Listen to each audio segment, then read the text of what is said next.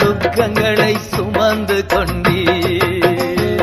நீர் நல்லவர், சர்வ வல்லவர், உம் இரக்கத்திற்கு முடிவே இல்லை, உம் அன்பிற்கு அளவே இல்லை. அவை காலை தோறும் புதிதாயிருக்கும்.